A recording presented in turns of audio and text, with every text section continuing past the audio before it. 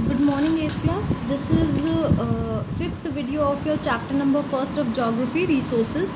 अब हम कौन से नए टॉपिक पे हैं? रिसोर्सेज एंड डेवलपमेंट, यानी रिसोर्सेज और कैसे उसकी डेवलपमेंट हो सकती है, कैसे डेवलप हो सकते हैं. The different elements of the natural environment such as land, water, plants, animals, minerals and other acquire value only with the reference to the need of man living in the area. यानी क्या होता है, हर natural environment में जो भी हमारे पास elements है, जो भी रिसोर्सेज है, जो भी चीज़ें हैं, उनकी वैल्यू किस चीज़ पे बेस करती है कि वहाँ जो लोग रहते हैं उनको उन चीज़ों की कितनी ज़रूरत है या वो किस तरीके से उसको इस्तेमाल करते हैं. सपोज़ अगर कोई जैसे पुराने ज़माने में जब केव्स में लोग रहते थे तो केव्स की इम्पोर्टेंस होती थी. जब प्लांट से सीधा वो लोग जो भी खाने के सामान होता था वो तोड़ के खाते थे तो प्लांट्स की इम्पोर्टेंस होती थी. जब हंट करने के लिए वो और स्टोन्स की इम्पोर्टेंस क्यों होती थी, क्योंकि वो उससे अपने टूल्स बनाते थे. तो अगर उस चीज़ का इस्तेमाल वो लोग जानते हैं तो उस चीज़ की वैल्यू है, बाकी सब ख़राब है. ठीक है. The vast mineral resources of Chota Nagpur plateau had no resource value in the past to the people who were living there only on hunting, gathering and agriculture.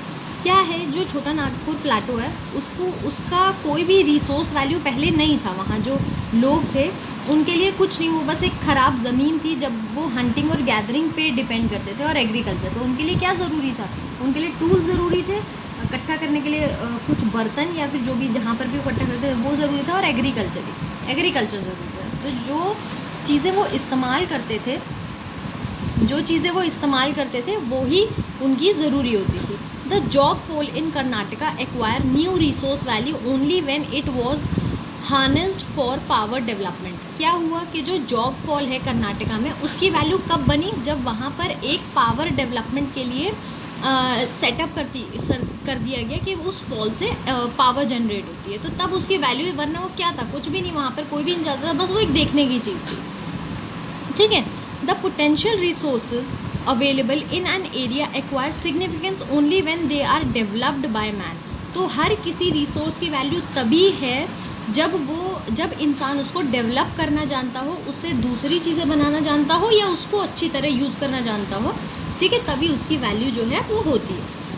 Human efforts transform the environment to satisfy the need of man. Human जो होता है अपने effort से, अपनी चीज़ों से क्या करता है, एनवायरनमेंट की चीज़ों को ट्रांसफॉर्म करता है, यानी उसको चेंज करके इस्तेमाल करता है. जैसे ट्री से पेपर, राइट, ऐसे. ठीक है, ट्रांसफॉर्म करके. Okay. We learned that there are some natural resources which cannot be used directly to satisfy human. क्या है कि कुछ ऐसे नेचुरल रिसोर्सेज हैं जिनको डायरेक्टली यूज़ नहीं कर सकते हम ह्यूमन बीइंग अपनी चीज़ों को सेटिस्फाई करने के लिए. जैसे हम एयर डायरेक्टली यूज़ करते हैं. ठीक है, तो उसको तो हमने डायरेक्टली यूज़ कर लिया, मगर कुछ ऐसे रिसोर्सेज भी हैं जिनको हम डायरेक्टली यूज़ नहीं करते. कैसे हैं देखते हैं.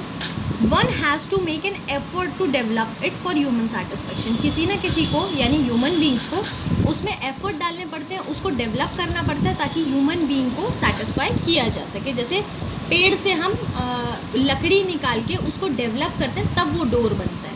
ठीक है, उसको अच्छे से पॉलिश करते हैं या जो भी उसमें जो भी काम होता है. ठीक है, वो सब.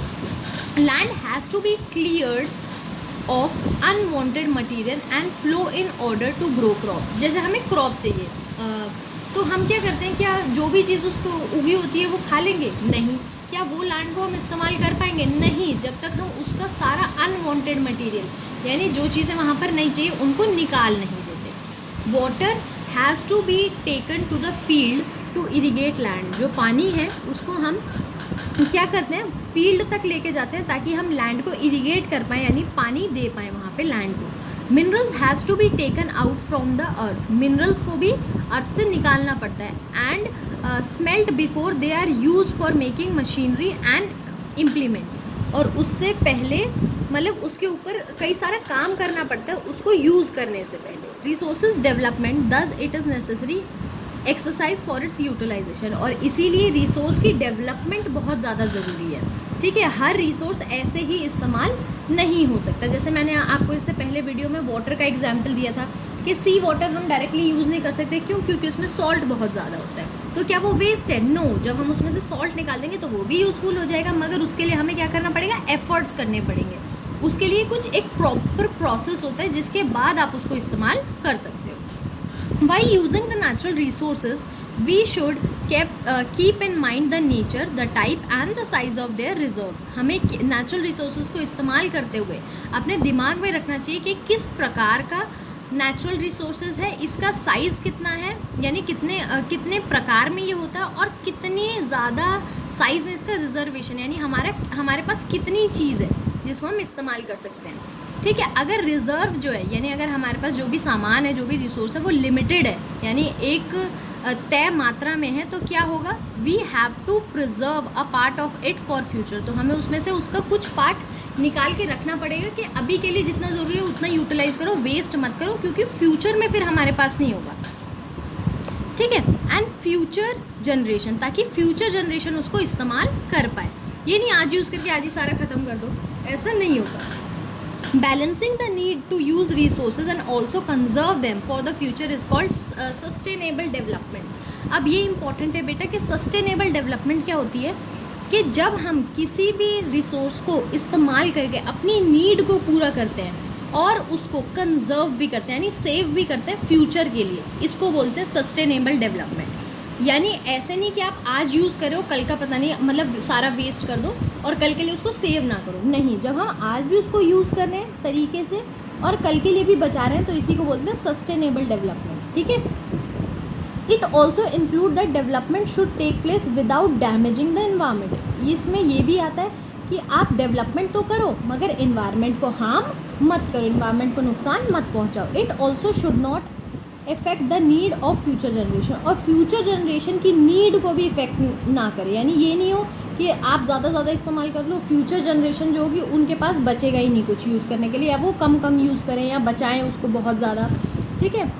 तो उतना ही मतलब उसको वेस्ट ना करो, ठीक है। जितनी नीड है उसको करो और बाकी को फ्यूचर के लिए बचा दो। कंजर्वेशन ऑफ रिसोर्स, अब हमने कई जगह यहाँ पढ़ा कंजर्वेशन क्या होता है? Conservation, the demand for resources has increased in the world faster and then the population growth। क्या है कि रिसोर्सेज की डिमांड जो है वो बहुत ज़्यादा बढ़ रही है। क्यों? क्योंकि पॉपुलेशन भी बहुत ज़्यादा बढ़ रही है, लोग बहुत ज़्यादा पैदा हो रहे हैं, तो डिमांड भी बहुत ज़्यादा हो रही है। अगर एक को चावल चाहिए तो सबको चाहिए, एक को खाना चाहिए तो सबको चाहिए, एक को पानी चाहिए तो सबको चाहिए, ठीक है। और जैसे जैसे लोग बढ़ रहे हैं तो क्या होगा? उनको हर किसी को चाहिए, ठीक है। तो over exploitation and excessive use of resources due to over population leads to the problem of waste and pollution. ज़्यादा पॉपुलेशन की वजह से, ज़्यादा पॉपुलेशन मतलब ज़्यादा लोगों की वजह से क्या होता है कि हम ओवर एक्सप्लॉयटेशन यानी क्या होता है? रिसोर्सेज का बहुत ज़्यादा इस्तेमाल होता है क्योंकि लोग ज़्यादा और बहुत ज़्यादा बर्बाद होता है। तो और इससे क्या लीड करता है, यानी इससे क्या होता है? प्रॉब्लम्स होती है किसकी? वेस्ट की, कि एक तो वेस्ट बहुत ज़्यादा बढ़ रहा है और पोल्यूशन की, कि पोल्यूशन बहुत ज़्यादा हो रहा है। Conservation is defined as a management of resources by human being. Conservation कैसे डिफाइन किया जा सकता है कि हम जब मैनेज करें रिसोर्सेज को, ह्यूमन बीइंग जब मैनेज करें, it aims at sustainable benefits to the present generation. क्या है इसका एम, क्या है यानी इसका लक्ष्य क्या है कंजर्वेशन का? कि हम जो भी यूज़ कर रहे हैं रिसोर्सेज उसको प्रेजेंट जनरेशन के लिए इस तरीके से यूज़ करें कि वो बर्बाद ना हो और फ्यूचर के लिए भी बचा रहे। It also maintain a potential to meet the need and aspiration of the future generation, कि वो फ्यूचर जनरेशन के लिए भी इस्तेमाल हो पाए। In other words, conservation is a judicious and planned use of natural resources. दूसरे वर्ड्स में ये भी बोला जा सकता है कि तरीके से और प्लान करके अच्छे से इस्तेमाल करें हम नेचुरल रिसोर्सेज को। जब अच्छे से इस्तेमाल करेंगे, प्लान करके इस्तेमाल करेंगे कि इतना यहाँ पर लगेगा, इतना यहाँ पर लगेगा और इतना बच जाएगा, तभी तो हम उसको कंजर्व कर पाएंगे, बचा पाएंगे। The utilization of resources should be planned in such a manner that they are conserved for the future use। इसी तरीके से प्लान किया जाए कि फ्यूचर यूज़ के लिए भी बचा लिया जाए। Conservation of resources is specially significant in the case of resources like soil and minerals, और बहुत ज़्यादा ज़रूरी है सॉइल और मिनरल्स जैसे रिसोर्सेज के लिए जो एक बार अगर ख़त्म हो गए तो फिर नहीं मिलेंगे हमें, या बहुत मिलियंस ऑफ ईयर के लिए वेट करना पड़ेगा तब बनेंगे। ठीक है, ऐसे ओवरनाइट नहीं बनते हैं मिनरल्स वगैरह, या कोल की माइंस या गोल्ड, इनको बहुत करोड़ों साल लगते हैं।